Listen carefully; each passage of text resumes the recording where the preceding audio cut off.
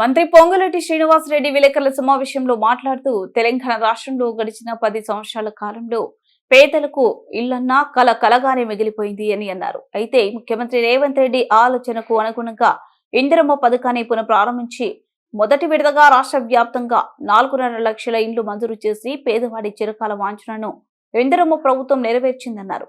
ఈ శ్రావణ మాసం 21వ తేదీన శుభముహూర్తంలో ముఖ్యమంత్రి స్వయంగా భద్రాద్రి కొత్తగూడెం జిల్లాలోని చండ్రకొండ మండలం బెండలపాడు గ్రామంలో గృహప్రవేశ కార్యక్రమంలో పాల్గొనబోతున్నారని తెలిపారు. ఈ కార్యక్రమంలో మొత్తం 312 ఇండ్లు మంజూరయ్యాయని, వాటిలో 72 ఇండ్లు పూర్తయ్యాయి. అందులో 27 ఇండ్లకు ముఖ్యమంత్రి చేతుల మీదుగా గృహప్రవేశం జరుగుతుందని తెలిపారు. అన్ని శాఖల అధికారులు సమన్వయంతో పనిచేసి ఈ కార్యక్రమాన్ని విజయవంతంగా నిర్వహించాలని ఆయన అన్నారు.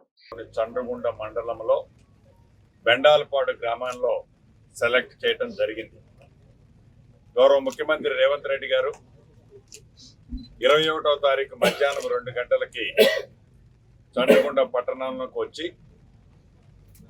ఇక్కడ నుంచి బెండాలపాడు గ్రామంలో గిరిజన గ్రామమైన ఆ గ్రామంలో సుమారు ఇందిరమ్మ ఇళ్ళు ఆ గ్రామంలో 312 ఇళ్ళు ఇవ్వటం జరిగింది.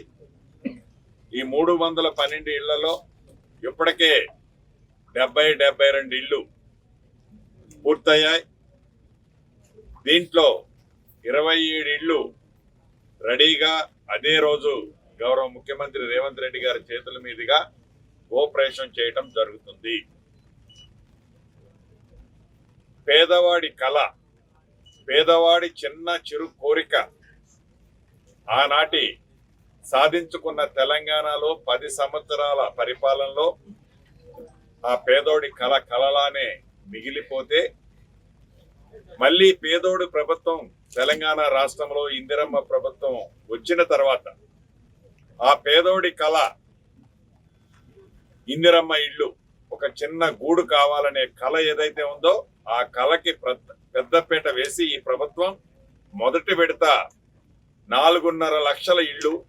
ఈ 4.5 లక్షల ఇళ్ళు అంటే ప్రతి ఇంటికి 5 లక్షల రూపాయల చొప్పున 22.5 వేల కోట్ల రూపాయలు 22,500 కోట్ల రూపాయలతో మొదటి విడత ఈ కార్యక్రమానికి శ్రీకారం చుట్టి ఇప్పటికే రాష్ట్ర వ్యాప్తంగా సుమారు 2,50,000 ఇళ్ళు పైగా వివిధ దశల్లో ఉన్నాయి.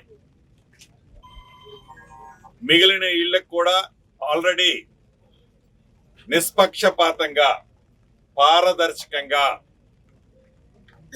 నీది ఏ కులమనో, నీది ఏ మతమనో, నువ్వు ఏ ఊరనో, చివరికి నువ్వు ఏ పార్టీ అనో కూడా అడగకుండా పేదవాడు అయ్యుంటే చాలు, పేదవాడికి ఇందిరమ్మ ఇల్లు ఇచ్చే కార్యక్రమాన్ని ఇందిరమ్మ కమిటీల ద్వారా సెలక్షన్ చేసి రాష్ట్ర వ్యాప్తంగా ఇప్పటికే బెనిఫిషరీస్కి సర్టిఫికెట్లు కూడా ఇవ్వటం జరిగింది.